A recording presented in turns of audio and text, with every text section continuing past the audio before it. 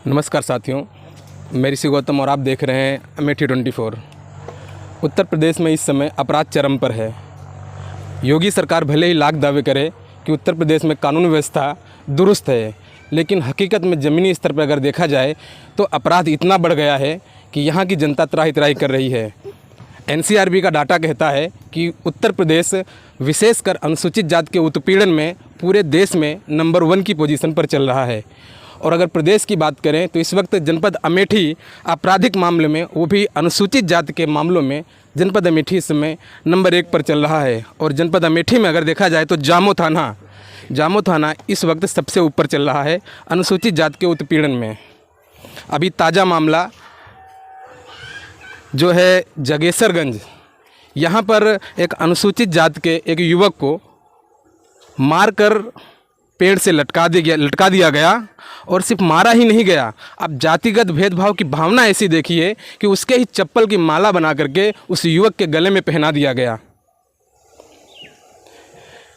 मारा तो मारा गया, उसके शव को भी अपमानित किया गया। इस तरह का जघन्य कृत्य इस वक्त उत्तर प्रदेश में हर एक ज़िले में देखा जा रहा है। पुलिस थानों में दलित युवकों की हत्याएं की जा रही हैं, दबंगों द्वारा मारा पीटा जा रहा है, विवाह में घोड़ी चढ़ने पर उनकी भावनाएं आहत हो जा रही हैं। आखिर इस आपराधिक घटनाओं पे लगाम कब लगेगा? हम इस वक्त जगेसरगंज में मौजूद हैं और यहाँ पर जो दलित युवक गया प्रसाद पासी की जो हत्या की गई है, हमारे साथ बात करने के लिए उनके पिताजी हैं।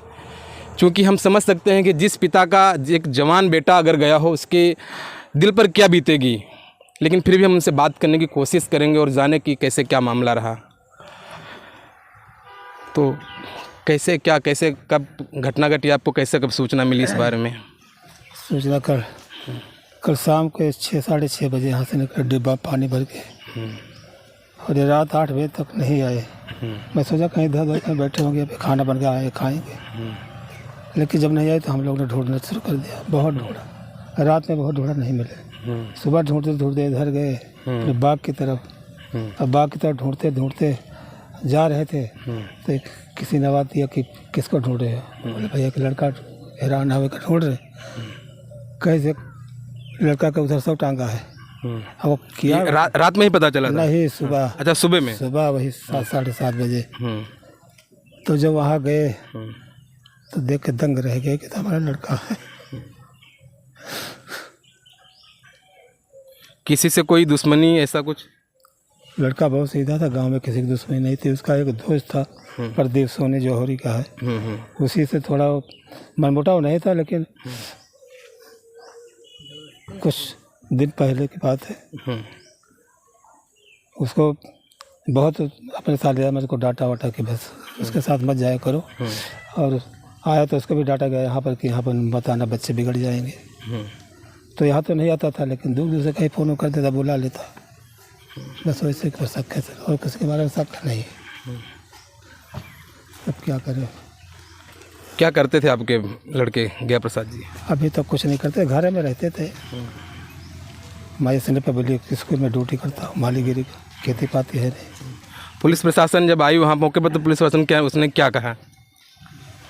पुलिस शासन यही कहा कि किसी के पास शक हो तो बताओ।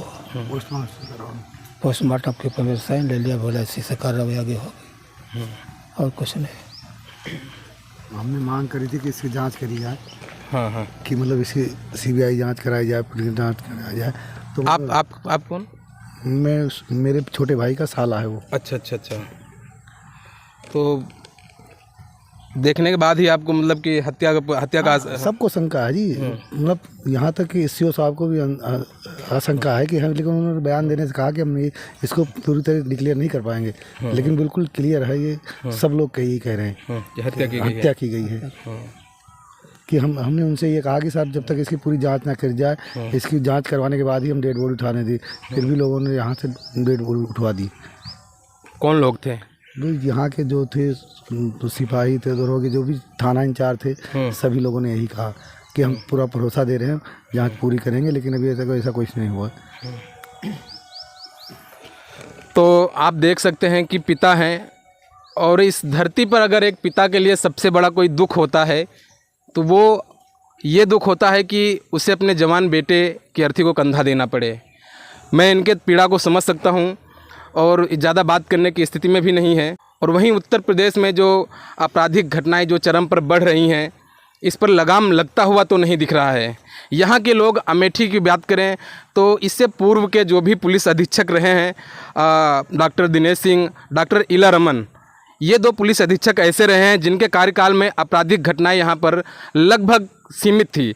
लेकिन इसके बाद से जब आपराधिक घटनाएं अमेठी में शुरू हुई तो वह रुकने का नाम ही नहीं ले रही हैं।